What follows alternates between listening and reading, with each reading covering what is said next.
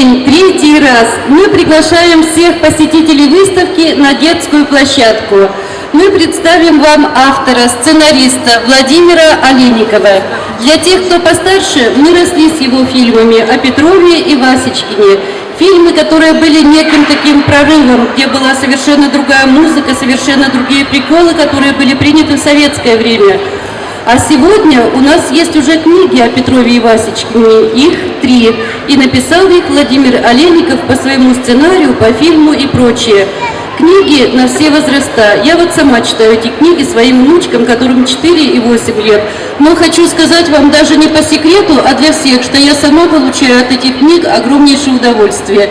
Итак, Владимир Олейников презентует свои книги.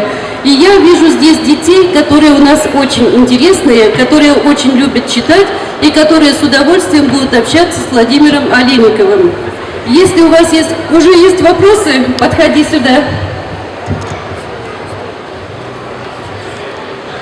Вот у меня мама читает много мультфильмов, но я без книги не могу уснуть. Но я не знаю, почему это так. Владимир, как вы думаете, почему это так в этой жизни у девочки? Тебя как зовут? Валерия. Ну, я думаю, потому что книга тебе дарит некое волшебство, она тебе рассказывает какую-то замечательную историю, и ты привыкла, чтобы перед сном эта история как-то звучала у тебя в ушах, да, и с этим ты засыпаешь. По-моему, это очень хорошо. По-моему, это замечательно. Верочка, скажи спасибо. Пожалуйста, дорогая. Так, а вот я вижу молодого человека, который уже гордо отложил себе 3 книги. О чем ты хочешь прочитать в этих книгах? Подходи к микрофону. Иди сюда, ближе. Каникулы Петрова и Васечкина. О каникулах Петрова и Васечкина. А ты свои каникулы помнишь вот этого лета? Были какие-то у тебя приключения? Расскажи Владимиру Олейникову, возможно, следующая книга будет о твоих приключениях. Ну, я летом был у дедушки с бабушкой и в 2 лагерях. А приключения? Или очень скучно ты был у дедушки с бабушкой в 2 лагерях? Ну, обычно.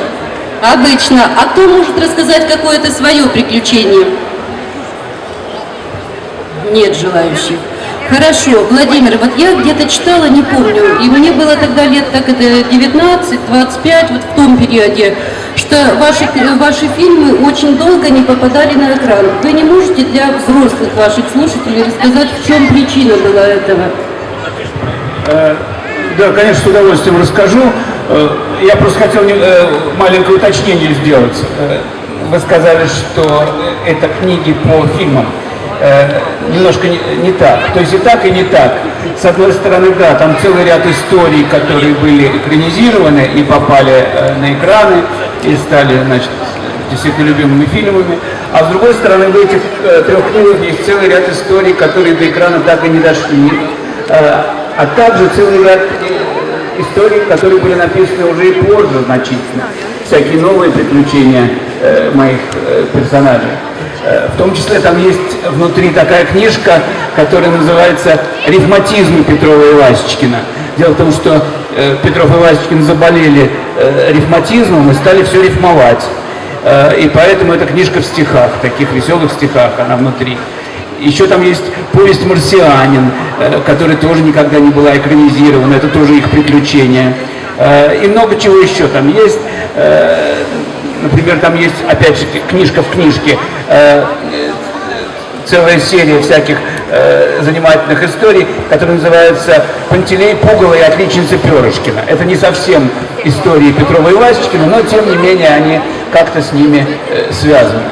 Так что в этом смысле это и старые истории, и новые.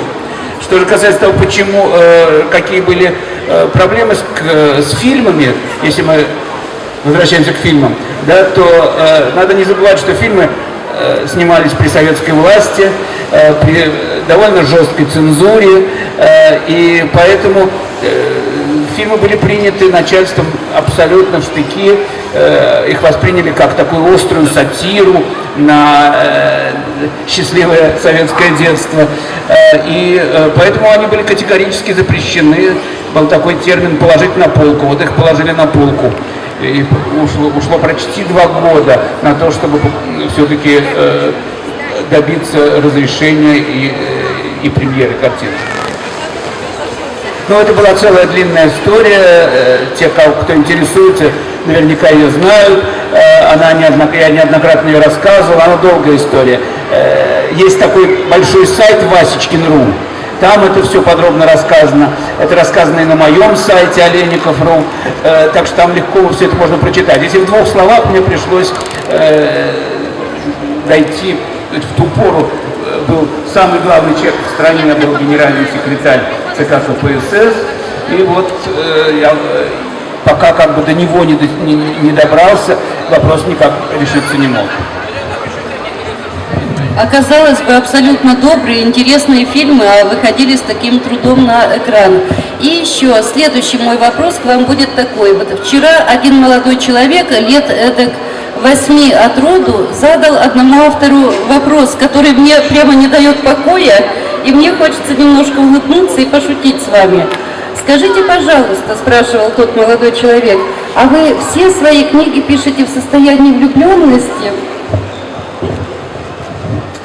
Я пишу свои книги в состоянии влюбленности в персонажей, вот это точно. Потому что если этого нет, то ничего и не получается. И, конечно же, я влюблен в тех героев, истории которых описываю, независимо от того, для взрослых я пишу или для детей. Потому что они мне очень симпатичны, они чем-то мне импонируют, и я просто следую за ними. На самом деле я не столько как бы сочиняю эти истории, сколько скорее записываю за ними то, что с ними происходит. А теперь, дорогие наши слушатели, читатели, я хочу вам выдать, заставить признаться Владимира в страшной тайне. Скажите, пожалуйста, Владимир, а вы кто, Петров или Васечкин? Нет, конечно, когда ты сочиняешь какую-то историю, сочиняешь персонажей, любой писатель это делает, опять-таки, независимо для взрослых он пишет или для детей, он, конечно же, во многом отталкивается от себя. Что-то додумывает, что-то дофантазирует. И, конечно, в этих историях тоже много от меня. И я больше Васечкин, безусловно.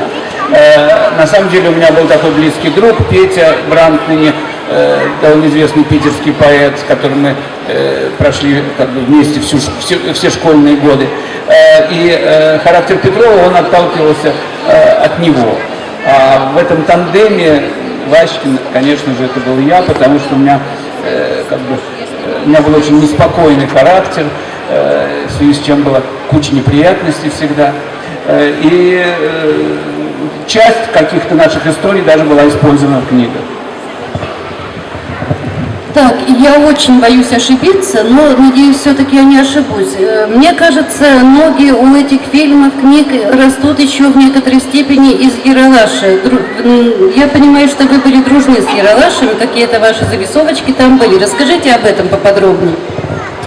Да, я начал работать в журнале «Ералаш» очень давно, 30 с лишним лет назад, когда он только возник по приглашению его создателя, совершенно замечательного драматурга, сценариста и главного редактора журнала Александра Григорьевича Хмелика.